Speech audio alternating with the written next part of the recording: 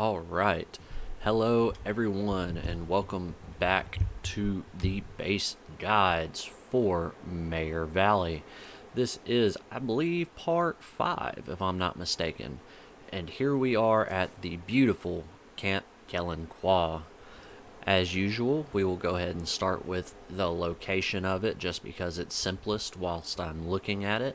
It is a 5-man 1000 influence base, so yet another mid-game base, but we will discuss kind of my train of thought as far as calling it quote unquote mid-game base. Now then, it is located in the central left-hand side of the map, kind of in a more desolate area. You do have a little bit of loot closer by, but for the most part, to get the big loot, you're going to have to come back over here and even down here and down towards the bottom of the map. That being said, I have seen and played in Nightmare and Lethal playthroughs where Camp Kelenqua is completely uncovered. If that is the case, you should always go to Camp Kelenqua, and we will get into why that is here in just a moment. But to start out, let's go claim our base. I have to remember where... There it is. So, as I said, 5-man, 1000 influence, and it has a heavy trash that is clearable, a cafeteria kitchen, an old well, so once again, you've got your water utility taken care of, only 2 parking slots, which is kind of annoying, but it follows in suit with the bulk of the mid-game-ish bases in this map. It comes with bunkhouse. It has a clearable seating area that will give us some materials once we clear them out. It has built-in beds, so the empty cabins have 2 beds built right into them for a total of 4, plus the bunkhouse. So we will have tons of beds, and we don't even have to do anything for it. Let's go ahead and claim.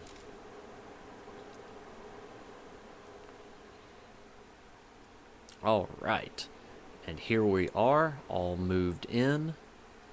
Now, I would like to take a moment, just because this is probably it's the prettiest base by a good little margin on this map. Of course, zombies trying to interrupt me as I'm talking. What a shocker. But it is an extremely... Man, why are you... Go away. Extremely pretty location.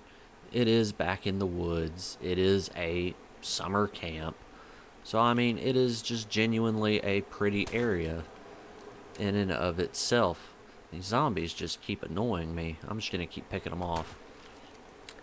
But with that out of the way, let's go ahead and take a look at the base.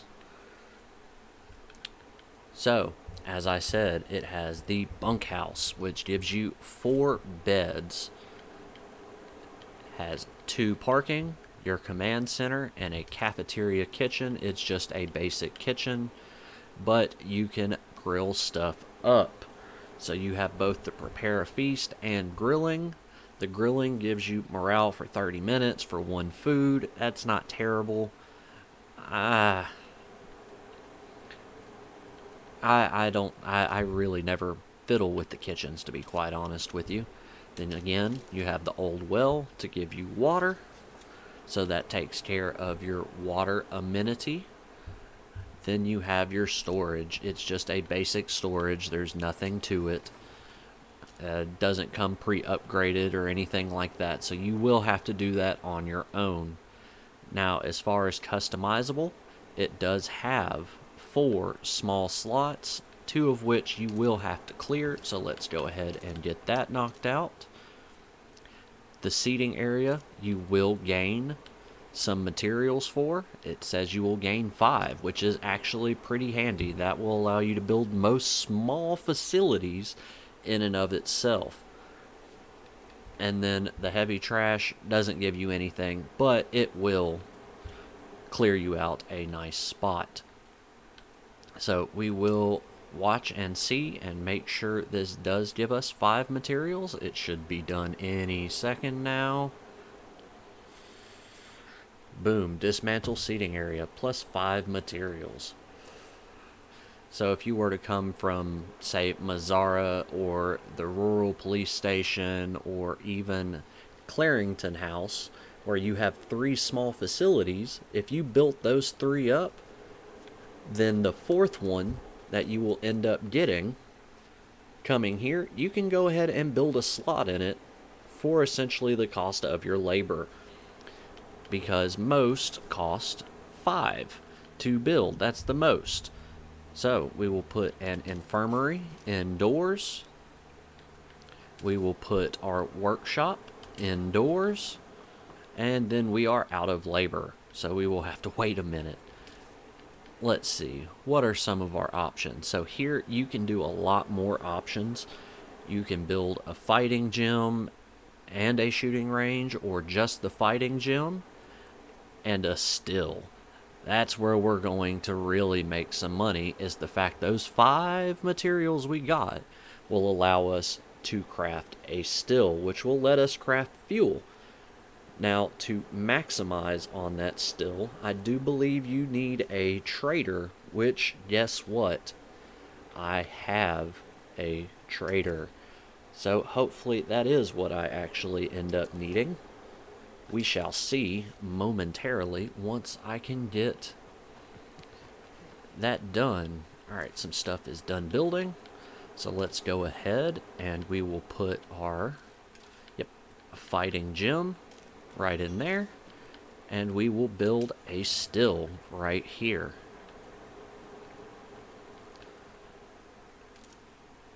Alright. And whilst the sun is still out, we will go ahead and do a perimeter walk. And of course it did that with my cars again. The reason we're going to go ahead and do the perimeter walk early is because it is getting dark and this is a massive perimeter. So anywhere you see these spiky pieces, they cannot climb over. You've got this little portion right here that they can get through where the wall has degraded. Then unlike most, they cannot get to climb over where the door is. They literally have to funnel into the door. So if you throw fire at the door, like a fuel bomb or a Molotov, anything that's piled in there will burn. Then we will keep running, and as you can tell, this whole side is all blocked. Then you've got this one little perch. They cannot climb this perch, and also on that back side is a good perch to sit and pick them off. I believe it is right here. I think you can stand on that and actually see over. Here is another broken spot where they can climb. They can climb there, so the vast majority of the climbing points look to be back here towards the back end of the base. Got barbed wire protecting that, so they cannot get over. And again, just look at how pretty this is. I mean, annoying zombies notwithstanding, it is extremely pretty out here. Just pick off zombies at your leisure. Here we have another door. They can't climb over it. It doesn't funnel quite as well, but once again, they start banging. You throw a Molotov, that banging will stop because the fire will take care of the problem. Here's another climbing point and also a perch where you can sit and watch this tree line. Up there is yet another corner perch. Can I not get in this way? Huh. That's weird. But you can get in right there. So this corner is quite beat up. They can get in, but there is, as I said, a perch here to watch this corner. But this base is so massive, and it's actually quite easy to defend it. So as far as defensibility goes, not bad at all. Not that that is a huge factor, but it's big enough to where I'll talk about it at least. Some people are quite concerned with it. Then the inside is just huge. What I typically would do is I would stand right here so I can see that door and that door. Those are my two main funnel points to where I can burn them. They jump in there. I got them. And I can also see that door. So the vast majority of the points I can see from this spot. As you can tell, I can see that one. And if I move over this way, I can see that corner. So everything is visible for the most part from the center. Again, making it very, very easy to defend.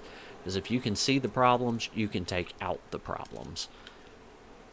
Now, when you have a trader as your leader, you can upgrade your still. And that will give us a still level 2. Now, for the large facilities, if you wanted to exclude... Oh, no, you couldn't even do that, really, could you? For these, you can do the same combos I keep talking about. Put a field hospital for double primary care. You can put an auto shop and a forge and triple stack on your salvage furnaces to get triple the parts so that you can build up influence or parts. I don't know why you would need thousands upon thousands of parts unless you just demolish every weapon that you have, but I digress. As with pretty much every base that I have, I'm going to stick with my meta, my favorite combination of the lounge and trade depot. They are, in my opinion, the strongest ones you can put in here, so that is what I'm going to hang out with. Over here, you're able to see I have just a ridiculousness of beds. So from the base by itself, I have 2, 4, 8. I have 8 beds just in this base. All built-ins. I didn't have to do a thing. So that would conclude you can fit 8 community members without having to build beds. This base is large enough to hold all 8 people, while still being technically a mid-game base. Now, that mid-game is kind of subjective, because there's some maps where you only get 2 large facilities in the max base. I honestly would conclude that this Camp Kelenqua is the strongest mid-game base. I mean, we're not going to beat it. I don't even care. I've been to Squalones enough times. I highly doubt Squalones is going to make me reconsider what I'm saying. For a 5-man base that costs 1,000 influence, I can fit 8 people.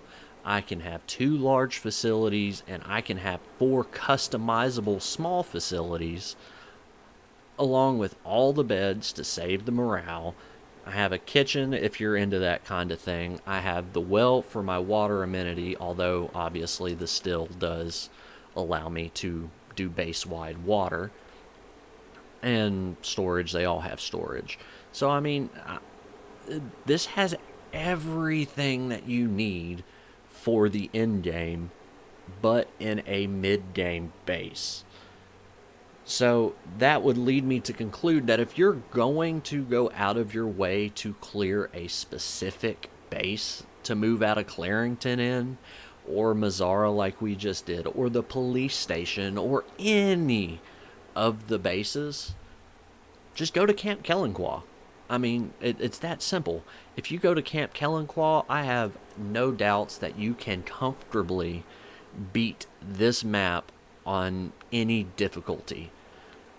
Actually, I do believe I beat Nightmare as a sheriff and a trader at Camp Kelenqua. That is the first 2 times that I beat it, because I beat it as a trader and then a sheriff, and then I believe I did I did trader, sheriff, builder, and warlord. I did the warlord last.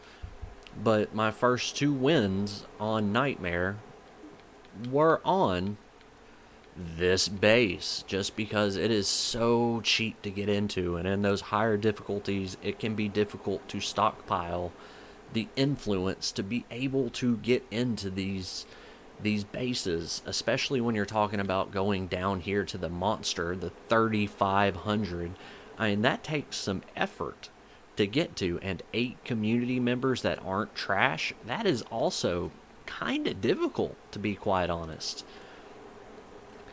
So, I mean, this is an in-game base masquerading as a mid-game base. That is the simplest way that I can say it.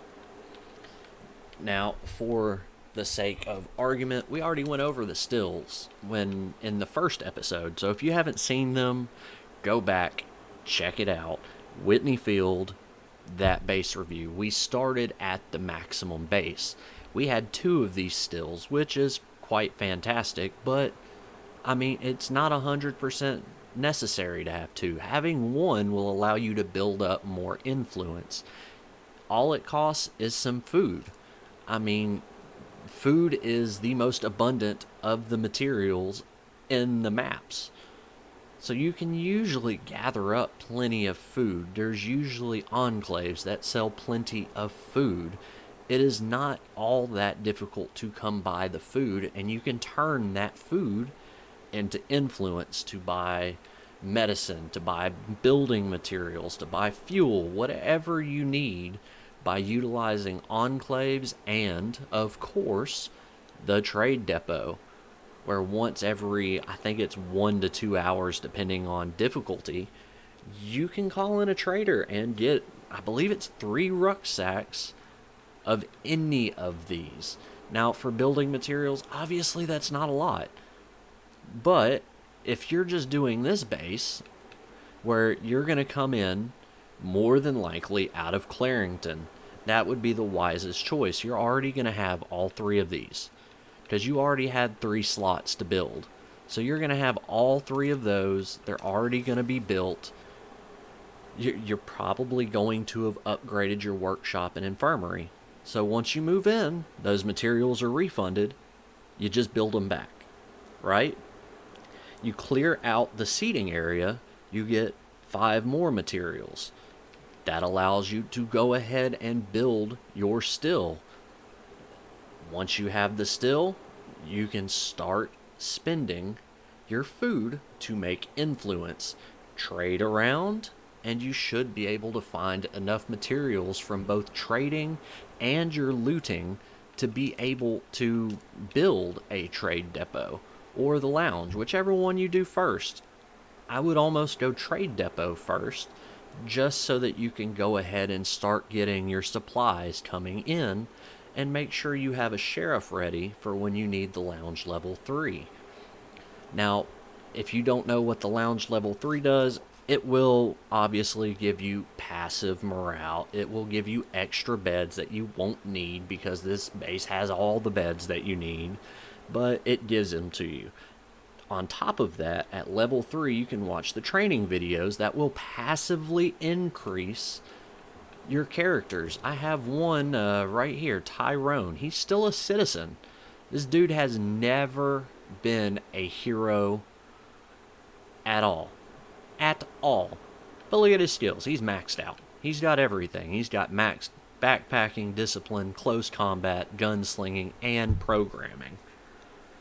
I mean, he's never been a hero. Not once. He has pretty good stats, but, I mean, he's never even made it to hero status, so I've never really played as him very much. But that just adds to how powerful this base is in almost every single way. I mean, it's hard to overlook just how awesome this base is, both from every aspect. Now, the location isn't great, but let's be honest, if it's this strong, the base itself is this strong, we can let location slide. Like I said in the very first episode of this series, location is, it's as important to you as it is to you. It doesn't really make that big a difference. You're going to come across fuel. You're going to get to where you need to go. Can it be tedious? Of course it can be tedious. I'm putting off these over here because I don't want to simply drive straight across the river to over here. And look, there's another assaulting horde that's going to make another infestation. Cool beans. And look, there's another one. I don't feel like driving all the way down there right now. That's about all it is. It just makes it a little bit tedious, but in all actuality, you're still getting an extremely good base out of it. Oh, look, we have a zombie threat at home, and it's dark. So let's go stand over here in the middle. And why not? We will go ahead and fight this siege, which is going to be quite potent because we are at a level 2 siege risk. I don't know if my 1022 is going to be enough. You know what? Let's get some fire. Let's see here. I have some fuel bombs and a bunch of Molotovs.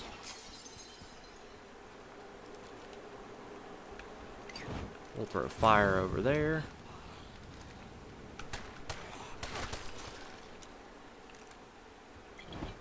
Throw some fire over there.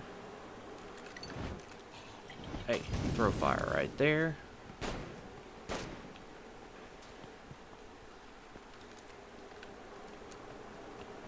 There you are, ugly.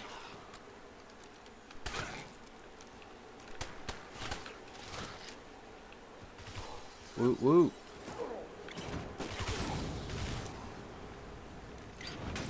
We're just gonna throw fire all over the place.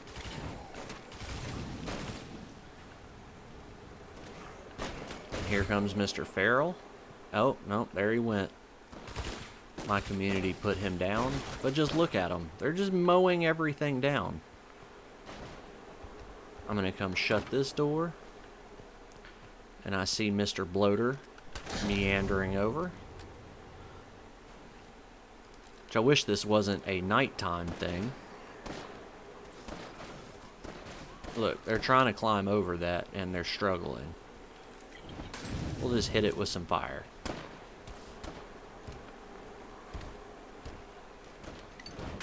Hit that with some fire.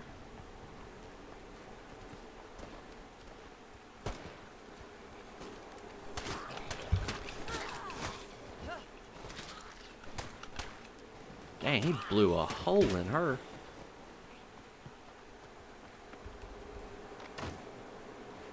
See, I made that look a lot more difficult than it needed to be.